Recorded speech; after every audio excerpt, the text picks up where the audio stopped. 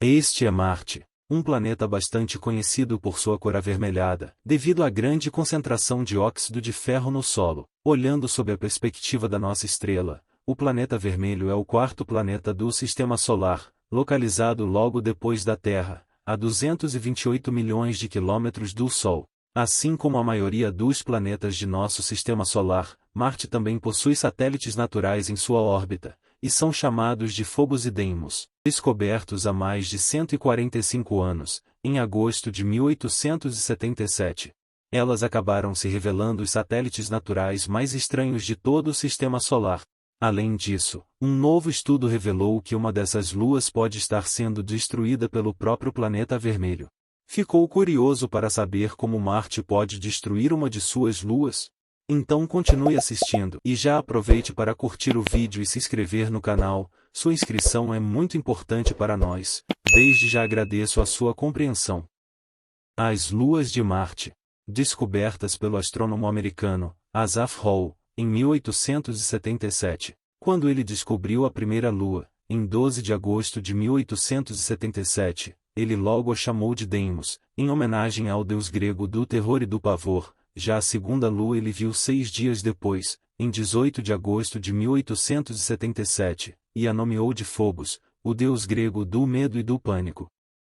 Os astrônomos sugeriram pela primeira vez que Marte tinha luas ainda no século XVII, por volta da época em que os satélites naturais de Júpiter foram descobertos. Porém, não foram cálculos ou observações que os levaram a essa ideia, mas sim um simples erro. Para manter sua privacidade, Galileu Galilei, em suas cartas enviadas para Johannes Kepler, usou anagramas, que são textos embaralhados. Quando Galileu viu algo curioso perto de Saturno, ele enviou a Kepler um anagrama com a informação de que ele havia observado que o planeta mais alto é um trio. Galileu estava se referindo a Saturno e seus anéis, que ele confundiu com luas, porque pareciam pontos em seu telescópio. Porém, Kepler interpretou seu anagrama como Marte tem 2 luas, o que por coincidência era verdade, mas nenhum astrônomo sabia disso. Naquela época, os telescópios eram fracos demais para mostrar as pequenas luas de Marte orbitando extremamente perto do planeta. Após essa curiosa coincidência,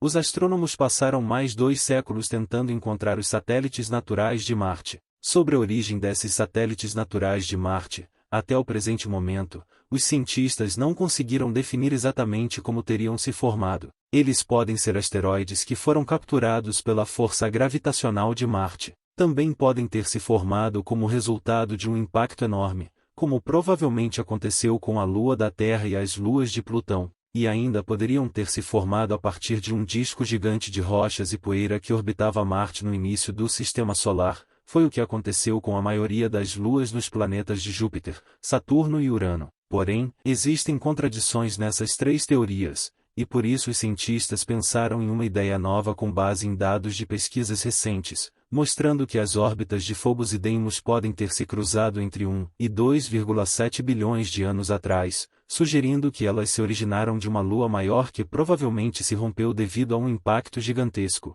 Os detritos dessa lua podem ter caído em Marte, o que explicaria as muitas crateras em sua superfície. No entanto, ainda são necessários mais dados para provar essa teoria. Um novo estudo revelou que os estranhos sulcos paralelos na superfície de Phobos, a maior lua de Marte, podem ser um sinal de que a gravidade do planeta vermelho está destruindo o satélite. Os pesquisadores revelaram que os sulcos incomuns que cobrem a superfície de Phobos, que antes eram considerados cicatrizes de um antigo impacto de asteroide, são na verdade desfiladeiros cheios de poeira que estão crescendo à medida que a Lua se estende por forças gravitacionais. Phobos tem cerca de 27 km de diâmetro em seu ponto mais largo, e orbita Marte a uma distância de 6.000 km, completando uma rotação completa ao redor do planeta vermelho 3 vezes por dia. Para efeitos de comparação, a Lua da Terra tem cerca de 3.475 km de largura, orbitando a uma distância de 384.400 km de nosso planeta,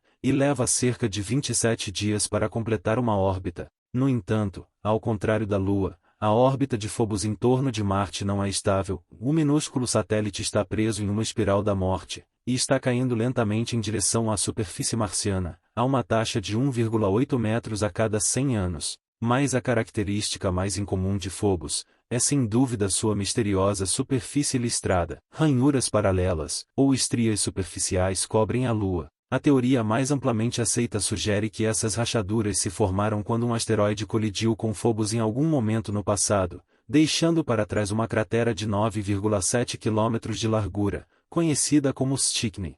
Mais um novo estudo, publicado em 4 de novembro no The Planetary Science Journal, sugere que as ranhuras podem realmente ser o resultado da Lua sendo lentamente dilacerada pela intensa gravidade de Marte, à medida que Phobos circula cada vez mais perto da superfície do planeta. A ideia por trás do novo estudo é que, à medida que um corpo menor se aproxima de um corpo maior, como no caso de Phobos se aproximando de Marte, o corpo menor começará a se esticar em uma linha em direção ao corpo maior. Isso é conhecido como força de maré. No caso de Phobos, prevê-se que a força das marés exercida na Lua aumente à medida que Phobos se aproxima da superfície marciana, até que finalmente a força das marés se torne maior do que a gravidade que mantém o satélite unido. Nesse ponto, Phobos será completamente destruído, e os detritos provavelmente formarão um pequeno anel ao redor do planeta, muito semelhante aos anéis de Saturno. E embora pesquisas anteriores sugerissem que as forças das marés produziram as listras de Phobos, a teoria foi amplamente descartada devido à composição pulverulenta ou fofa da Lua, tornando-a muito mole para que essas rachaduras se formassem. Já no novo estudo, os pesquisadores usaram simulações de computador para testar a ideia de que a superfície fofa da Lua pode repousar sobre uma subcamada um tanto coesa. Uma casca dura enterrada poderia potencialmente ter formado desfiladeiros profundos, nos quais a poeira da superfície poderia cair,